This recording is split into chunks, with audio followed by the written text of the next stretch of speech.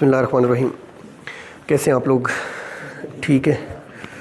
तो एक तो मुझे ये बताएं कि चैप्टर 22 का टेस्ट तैयार किया हुआ है? अच्छा, ठीक है। दूसरा, आप लोगों के पिछले टेस्ट मैंने मार्क किए और मैं कल जो टेस्ट रिटर्न किया बड़ा डिसअपॉइंट हुआ। आप लोग काम नहीं कर रहे ठीक तरह, ठीक है ना? जनवरी एंड होने वाला है और ये सेकंड ईयर ही आपकी एफएससी है, ये सेकंड ईयर ही आपकी एफएससी है, आपको मालूम है ये बात, ठीक है ना? और फिर ये कि स्मार्ट सिलेबस भी है, बहुत सारे टॉपिक्स नहीं हैं जो आपने नहीं करने। तो जो सेकंड ईयर के मार्क्स वही आपके फर्स्ट ईयर के मार्क्स लग जाएंगे। समझ आई बात? बड़ा गोल्डन चांस है, काम कर लें। 420, 30 नंबर, 50 नंबर, इस रेंज में आपके नंबर हर एक के आने चाहिए, इससे कम हरगिज़ नहीं होने चाहिए, ठीक है ना? नंबरों की बेस पर यूनिवर्सिटियों में दाखिला मिलेगा, यूनिवर्सिटियों की बेस पर कल जॉब्स मिलेंगी। अभी मैं सीटीआई के इंटरव्यू करके आया हूँ, 45 कैंडिडेट्स थी एक सीट पे बायोलॉजी के लिए, और जो सिलेक्ट हुई वो एकेडमिकली टॉप पे थी। उसका एकेडमिक करियर जो है उसमें मार्क्स अच्छे थे, मैट्रिक के अच्छे थे, इंटर के, देन बीएस ऑनर्स के, तो उसकी सिलेक्शन हो गई। तो जहाँ कहीं आप जाएंगे आपके ये मार्क्स काउंट होंगे। मैट्रिक में आप सबके अच्छे नंबर हैं तो यहाँ पे भी अच्छे आने चाहिए। आमतौर पे एफएससी में मार्क्स मैट्रिक की निस्बत कम आते हैं, लेकिन आपके पास एक गोल्डन चांस है। कोविड की वजह से फर्स्ट ईयर का एग्ज़ाम नहीं हुआ तो आप सेकंड ईयर को बहुत बेहतर करें, ठीक है जी? तो स्टूडेंट्स, चैप्टर नंबर 24 एवोल्यूशन इर्तिका हम पढ़ रहे हैं। इसका टॉपिक है evolution from prokaryotes to eukaryotes. Students देखें, जब हमारे ज़हन में ये सवाल आता है कि इर्तिका हुआ है तो एक क्वेश्चन यहाँ राइज़ होता है ज़ुहैब कि प्रोकैरियोट्स से यूकैरियोट्स कैसे बने, प्रोकैरियोटिक सेल्स से यूकैरियोटिक सेल्स ओरिजिनेट कैसे हुए। कुछ ना इस इर्तिकाई तारीख़ में कुछ ऐसे पॉइंट्स हैं, कुछ ऐसी स्टेजेस हैं जब ना मेगा चेंज आई।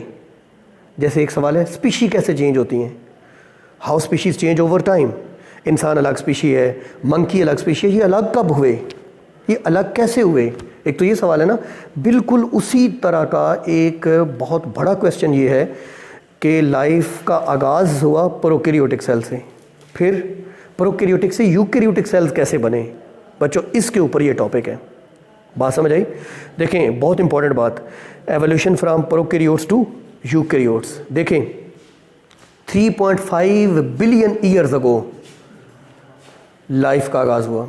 3.5 बिलियन ईयर्स अगो लाइफ का आगाज़ हुआ और eukaryotic cells 1.5 billion years ago पैदा हुए। हमारे पास जो फॉसिल रिकॉर्ड है वो बताता है कि प्रोकैरियोटिक सेल कब बना, पहला प्रोकैरियोटिक सेल कब ज़मीन पे था, 3.5 बिलियन ईयर्स पहले। और यूकैरियोटिक पहला सेल कब आया, 1.5, यानी 2 बिलियन साल लगे हैं, 2 बिलियन ईयर्स लगे हैं प्रोकैरियोटिक से यूकैरियोटिक। इस एक टॉपिक में हम ये पूरे 2 बिलियन साल पढ़ेंगे। बच्चों, बात समझ आई? अच्छा देखें, लाइफ का आगाज़ हुआ हाइड्रोथर्मल वेंट्स के अंदर। हाइड्रोथर्मल वेंट्स, ये हाइड्रोथर्मल वेंट्स क्या होते हैं? ओशंस की गहराई में, ओशंस की बॉटम में पानी गर्म है क्योंकि वहाँ पे ज़मीन का सेंटर करीब है। मेरी बात समझाई? ज़मीन का जो कोर है, इनर मोस्ट पार्ट, जिसका टेम्परेचर बहुत ज़्यादा होता है, वो करीब है। इस वजह से ओशंस की गहराई में जो पानी है वो बहुत गर्म है। कितना गर्म है? 120 डिग्री सेंटीग्रेड टेम्परेचर है। बच्चों, ये जो हाइड्रोथर्मल वेंट्स हैं, गर्म पानी की जगह हैं, यहाँ पर टेम्परेचर 120 डिग्री सेंटीग्रेड था। कब? 3.5 बिलियन ईयर्स अगो। ये जो एनर्जी थी, ये जो हीट थी, ये वो पहली एनर्जी है जिसने एबायोजेनेसिस के प्रोसेस से, एबायोजेनेसिस क्या होता है? नॉन लिविंग से लिविंग का बनना। एबायोजेनेसिस के प्रोसेस से पहले लिविंग ऑर्गेनिजम्स पैदा किए जिनको आर्कियोबैक्टीरिया कहा जाता है। जिनको, आपको पता है ना, बैक्टीरिया की 2 कैटेगरीज हैं, आर्कियोबैक्टीरिया और यू बैक्टीरिया। आर्कियो का मतलब एंशियंट, कदीम, पुराने, शुरुआत वाले आर्कियोबैक्टीरिया। आज भी हाइड्रोथर्मल वेंट्स के अंदर 120 डिग्री सेंटीग्रेड के ऊपर आर्कियोबैक्टीरिया प्रेजेंट हैं। ये ज़मीन पर पाए जाने वाले सिंपलेस्ट लिविंग ऑर्गेनिजम्स हैं। ज़मीन पर पाए जाने वाले, बच्चों, अगर ज़मीन पर पाए जाने वाले सिंपलेस्ट लिविंग ऑर्गेनिजम्स आर्कियोबैक्टीरिया हैं आज भी, तो हमारा गुमान ये कहता है कि ये पहले ज़िंदा जानदार थे जो ज़मीन पे पैदा हुए।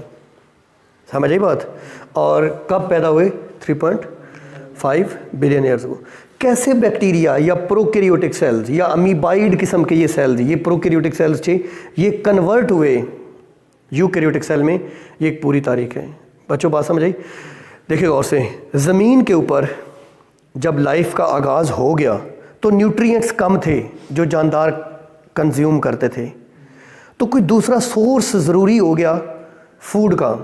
तो यहाँ पे प्रोसेस डेवलप हुआ फोटोसिंथेसिस का। कौन सा प्रोसेस डेवलप हुआ? फोटोसिंथेसिस का प्रोसेस डेवलप हुआ। हमें पता है कि बैक्टीरिया में एक क्लास है साइनोबैक्टीरिया, जो क्या करते हैं? फोटोसिंथेसिस करते हैं। बच्चों फोटोसिंथेसिस का जब प्रोसेस शुरू हुआ तो शुरू में जानदार H2O की बजाय H2S इस्तेमाल करते थे। आपको पता है H2O H2S दोनों एक ही तरह के मॉलिक्यूल्स हैं। पानी को फोटोसिंथेसिस में किसके लिए इस्तेमाल किया जाता है? हाइड्रोजन के सोर्स के तौर पे। तो शुरू में जानदार H2S को इस्तेमाल करते थे। With the passage of time जानदारों ने H2O को इस्तेमाल करना शुरू कर दिया। आपको पता है कि जब H2O CO2 मिलता है तो ग्लूकोज बनता है C6H12O6, साथ में ऑक्सीजन लिबरेट होती है। ये ऑक्सीजन जब पानी को इस्तेमाल किया as a source of hydrogen plants ने, तो हमारे एटमॉस्फेयर में ऑक्सीजन एक्यूमुलेट होना शुरू हो गई। आज हमारे एटमॉस्फेयर में 21% ऑक्सीजन मौजूद है, ये जिसमें हम सांस लेते हैं। ये ऑक्सीजन बहुत ज़रूरी थी। बच्चों जब ऑक्सीजन हमारे एटमॉस्फेयर में आना शुरू हुई, लाइफ चल रही थी, तो पता क्या हुआ? ओजोन लेयर बनना शुरू हो गई। What is ozone layer? ज़मीन से 28 किलोमीटर के फासले पर 1 किलोमीटर थिक मोटी O3, ओजोन का फार्मूला क्या होता है? O3 की 1 किलोमीटर मोटी एक लेयर है जिसको ओजोन लेयर कहते हैं। ये सूरज से जो रोशनी आ रही है ना, इसमें अल्ट्रा वायलेट रेडिएशंस को एब्जॉर्ब कर लेती है। अगर ये एब्जॉर्ब ना करे, अल्ट्रा वायलेट रेडिएशन सारी की सारी ज़मीन पे पहुँचें तो ज़िंदा जानदारों को कैंसर हो जाएगा। Ultraviolet radiations highly penetrating radiations है, ज़िंदा जानदार सर्वाइव नहीं कर सकते। तो जब ऑक्सीजन एटमॉस्फेयर में आई तो ओजोन ऑक्सीजन से बनती है, ओजोन बनी और यहाँ पे लाइफ का सिलसिला बच्चों चल पड़ा। लाइफ बेहतर होना शुरू हो गई। अब सवाल ये है कि प्रोकैरियोटिक सेल्स थे तब तक, इससे यूकैरियोटिक कब बने? 1.5 बिलियन ईयर्स अगो पहला यूकैरियोटिक सेल पैदा हुआ। ये पहला यूकैरियोटिक सेल कैसे पैदा हुआ? बच्चों इसके लिए दो हाइपोथेसिस हैं, दो नज़रियात हैं, आपने गौर से देखने हैं। एक नज़रिया है membrane invagination hypothesis, membrane invagination hypothesis. दो हाइपोथेसिस हैं। हाइपोथेसिस मफरूज़े को कहते हैं, ऐसी स्टेटमेंट जो हमारे बायोलॉजिकल प्रॉब्लम या हमारे साइंटिफिक प्रॉब्लम का हल साबित हो सकता है, उससे हाइपोथेसिस कहते हैं। तो एक हाइपोथेसिस क्या है? Membrane invagination. दूसरा है एंडोसिम्बियॉन्ट हाइपोथेसिस। इन दोनों को हमने इस लेक्चर में सीखना है, एंडोसिम्बियॉन्ट हाइपोथेसिस। देखिए गौर से, मैं क्या पढ़ा रहा हूँ आपको कि 1.5 बिलियन ईयर्स अगो पहला यूकैरियोटिक सेल अपीयर हुआ। कैसे? दो नज़रियात हैं, एक मेम्ब्रेन इनवेजिनेशन हाइपोथेसिस, दूसरा एंडोसिम्बियॉन्ट हाइपोथेसिस। बच्चों पहले हम देखते हैं एंडोसिम्बियॉन्ट हाइपोथेसिस। देखो, जो साइंटिस्ट एंडोसिम्बियॉन्ट हाइपोथेसिस के हक में है वो ये कहते हैं, बल्कि मैं पहले आपको बता दूं, symbiosis, SIM together bio living organism, living organisms का इकट्ठा रहना, सिम्बियोसिस। What is एंडोसिम्बियोसिस? एक जानदार का दूसरे जानदार के अंदर इकट्ठे रहना, उसकी बॉडी के अंदर रहना। तो एंडोसिम्बियॉन्ट हाइपोथेसिस के मुताबिक बच्चों देखिए गौर से, ये जो माइटोकॉन्ड्रिया है ये कैसे डेवलप हुआ? माइटोकॉन्ड्रिया क्या करता है? सेलुलर या एरोबिक रेस्पिरेशन करता है, ऐसे ही है ना। ये यूकैरियोटिक सेल्स क्या होते हैं? जिनमें मेम्ब्रेन बाउंड ऑर्गेनेलीज होते हैं। तो माइटोकॉन्ड्रिया एक मेम्ब्रेन बाउंड ऑर्गेनेली है। ये कैसे पैदा हुआ? इसके बारे में एंडोसिम्बियॉन्ट हाइपोथेसिस ये कहता है कि कुछ बैक्टीरिया थे, अमीबाइड किस्म के बैक्टीरिया। अमीबाइड मीन जिनकी कोई स्पेसिफिक शेप नहीं होती, अमीबा की कोई स्पेसिफिक शेप। इन्होंने दूसरे बैक्टीरिया जो एरोबिक बैक्टीरिया थे उनको एनगल्फ कर लिया, उनको हड़प कर लिया। बच्चों उनको इनगल्फ कर लिया। उनको डाइजेस्ट करने की बजाय अपनी बॉडी के अंदर स्टेबलाइज रखा, मेंटेन रखा, इससे पैदा हुआ माइटोकॉन्ड्रिया। इससे क्या पैदा हुआ? आपको पता है आज माइटोकॉन्ड्रिया को देखें तो डबल मेम्ब्रेन बाउंड है। माइटोकॉन्ड्रिया के अंदर अपना डीएनए है, अपने राइबोसोम्स हैं। क्यों है भला? क्योंकि एक एरोबिक बैक्टीरियम को दूसरे बैक्टीरियम ने इनगल्फ किया, डाइजेस्ट करने की बजाय उसे बॉडी के अंदर मेंटेन रखा, क्योंकि उसने सोचा कि ये मेरे लिए हेल्पफुल हो सकता है। ये बैक्टीरिया के अंदर फ्लैजेला कैसे पैदा हुए? कुछ स्पाइरल शेप्ड बैक्टीरिया थे जिनको स्पाइरोकीट कहते हैं। आपको पता है बैक्टीरिया की एक शेप के लिहाज से किस्म है स्पाइरोकीट। तो बैक्टीरिया ने इन स्पाइरोकीट को इनगल्फ किया, जिससे इनके सेल्स के बाहर बच्चों क्या पैदा हो गए? फ्लैजेला पैदा हो गए। बात समझाई? फ्लैजेला पैदा हो गए। अब बच्चों कुछ बैक्टीरिया थे जिन्होंने एक दूसरे बैक्टीरिया जिनको साइनो बैक्टीरिया कहते हैं, अभी आपको मैंने बताया ये वो बैक्टीरिया है जो फोटोसिंथेसिस करते हैं, इनको इनगल्फ किया, इससे पैदा हुए माइटोकॉन्ड्रिया। पहले पैदा हो गए थे, ये भी पैदा हो गया था, इससे पैदा हुए क्लोरोप्लास्ट। आपको याद है क्लोरोप्लास्ट क्या करते हैं? फोटोसिंथेसिस। इस तरीके से ऑटोट्रॉफ्स पैदा हुए, ऑटोट्रॉफिक सेल्स पैदा हुए। ऑटोट्रॉफिक सेल्स कौन से होते हैं? प्लांट्स के सेल्स। समझ आई?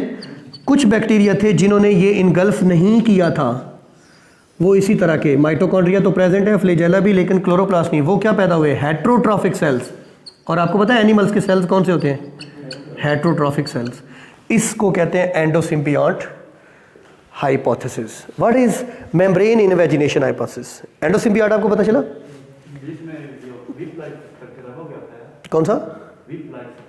विप। बेटा विप चाबक को कहते हैं। ये जो फ्लैजेलम है ना, ये विप लाइक है। विप लाइक का मतलब चाबक नुमा। जैसे वो पता है घोड़े को चलाने के लिए छांटा होता है, उसे चाबक उर्दू में, इंग्लिश में विप। तो ये विप लाइक जो इन्हें मूवमेंट में हेल्प करता है। पता है एनिमल्स मूव भी करते हैं और ऑटोट्रॉफिक होते हैं, प्लांट्स जो है वो ऑटोट्रॉफिक होते हैं। तो इस तरीके से ऑटोट्रॉफिक यूकैरियोटिक सेल पैदा हो गया 1.5 बिलियन ईयर्स को, हेटरोट्रॉफिक यूकैरियोटिक सेल पैदा हो गया 1.5 बिलियन ईयर्स अगो। ये ओजोन बनी थी 420 मिलियन ईयर्स अगो। वो बिलियन है, ये मिलियन है, ये आपने याद रखनी तारीख। बच्चों आखिरी बात, मेम्ब्रेन इन्वेजिनेशन हाइपोथेसिस कहता है कि बैक्टीरियम था, उसके अंदर सिंगल क्रोमोसोम था, क्रोमोसोम की कॉपीज़ बन गई, क्रोमोसोम की कई सारी कॉपीज़ बन गई, क्रोमोसोम की कई सारी कॉपीज़ बन गई। अब क्या हुआ बच्चों, देखें गौर से, अब क्या हुआ? जो प्लाज्मा मेम्ब्रेन थी वो अंदर की तरफ इन्वेजिनेट हुई, इस जेनेटिक मटेरियल को इनक्लोज कर लिया। तो इस तरीके से एक से पैदा हो गया न्यूक्लियस यूकैरियोट्स का, एक से पैदा हो गया माइटोकॉन्ड्रियन, एक से पैदा हो गया क्लोरोप्लास्ट। तो इस तरीके से प्रोकैरियोटिक सेल जो है वो किस में कन्वर्ट हो गया? यूकैरियोटिक सेल्स में। इस हाइपोथेसिस को कहते हैं मेम्ब्रेन इन्वेजिनेशन हाइपोथेसिस। इसको कहते हैं एंडोसिम्बियॉन्ट हाइपोथेसिस। लेकिन किस्सा मुख्तसर ये है, कौन सा इनमें से प्रोसेस हुआ होगा हम मौजूद नहीं थे। हम तो सिर्फ साइंसी रिसर्च के बाद एक गुमान, एक गैस, एक अंदाज़ा, एक ख्याल पेश कर सकते हैं, एक स्पेकुलेशन पेश कर सकते हैं, है ना।